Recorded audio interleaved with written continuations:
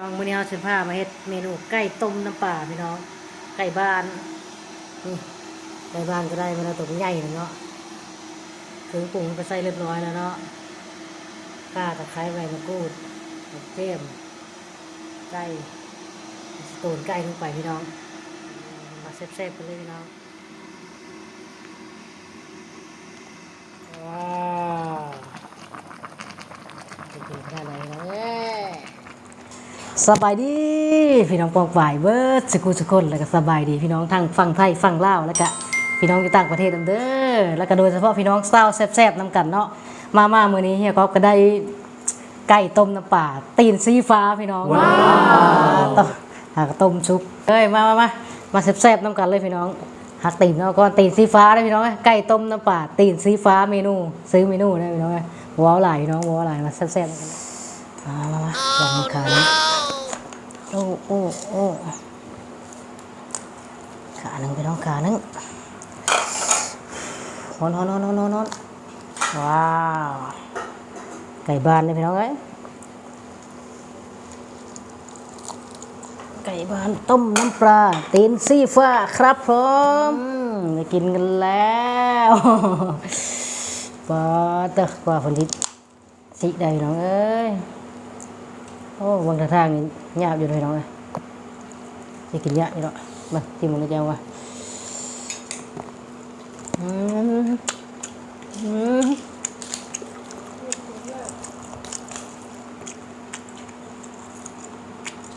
เอาคลักไปลอง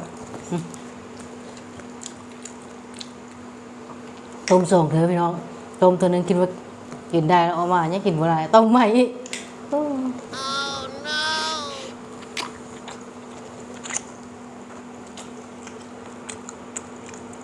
แล้วก็อย่างเงี้ยมันจะยากจะกินได้ไหนเลยนี่ก็เดิมพี่น้องข้าวเหนียวข้าวนอนขาดบ่ได้เชื่อน้ำก่อนน้ำสดมันอยู่นี่พี่น้อง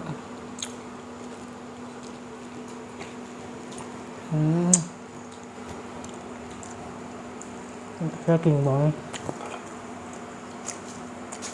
นี่ก็ยังหยาบอยู่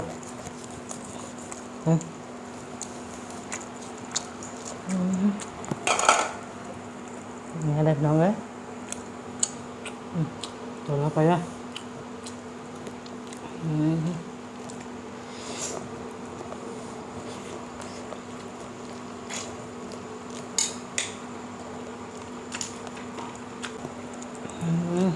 น้อง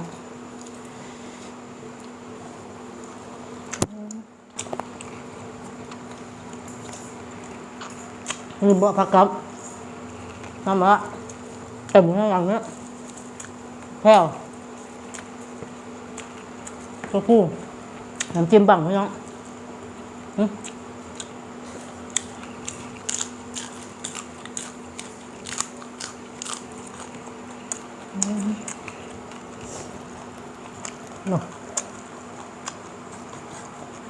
หนังมัน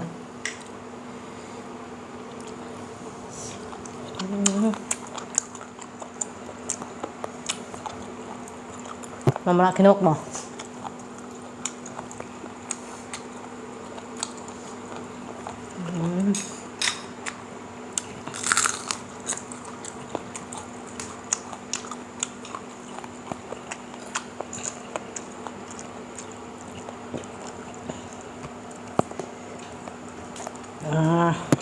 ต้มบนจะเปื่อยเลยพี่น้องเอ้ย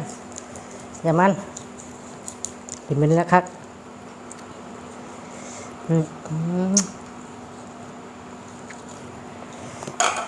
โอ้ปลาตะกินมันอุดรอดอยู่สิไปเลยนะครับพี่น้องเนาะเนี่ยกินกามันปลาตะ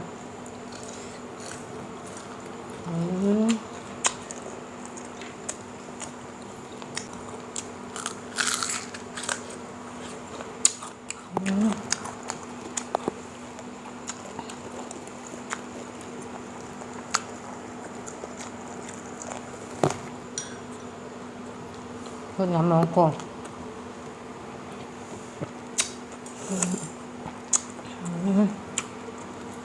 เนาะ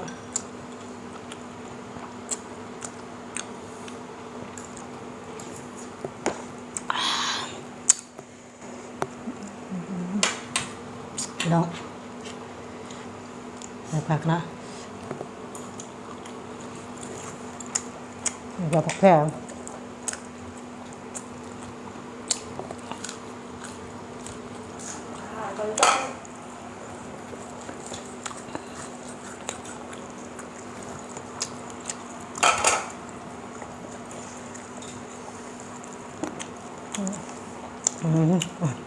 ชิบเลยไปแต่ยันกระโตกคอมพี่น้อง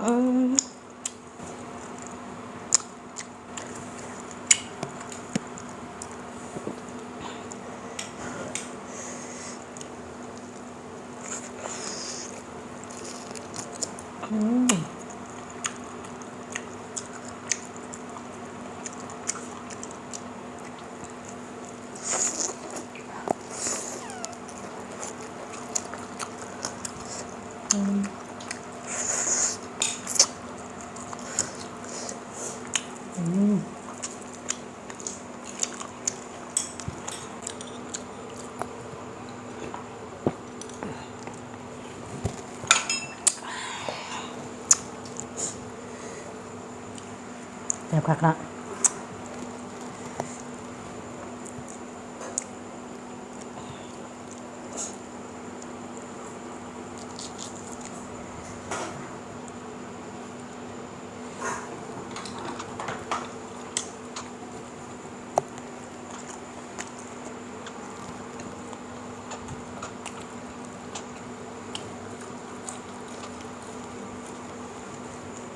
พงโทรพูยังพูด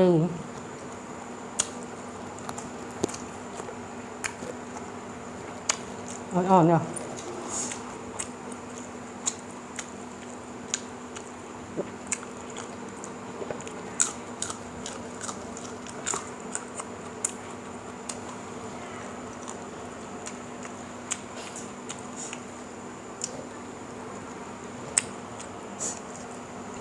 ของมันเนาะ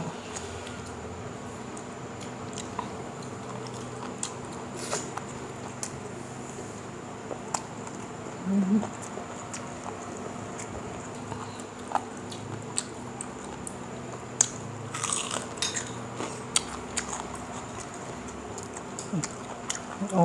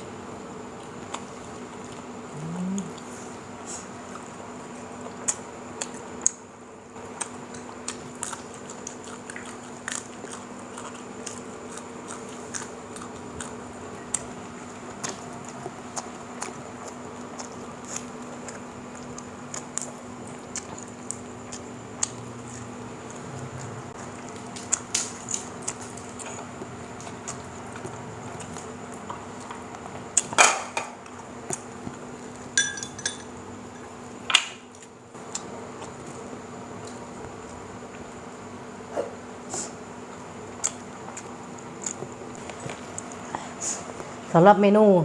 ไก่ต้มน้ำปลาตีนสีฟ้านี่ก็ยกทำนี้ก่อนนะพี่น้องเนาะกินหมูก็จำเอาไว้ต่อมื้ออื่นหมดแล้วนะฝากพ่อแม่พี่น้องเมื่อหมู่ทุกคนเนาะเฮามาแล้วก็กดไลค์กดแชร์กดติดตามเป็นกำลังใจให้เด้อเพราะว่าจะเป็นพี่น้องทางฝั่งไทยหรือฝั่งลาวหรือฝั่งต่างประเทศเนาะสบายดี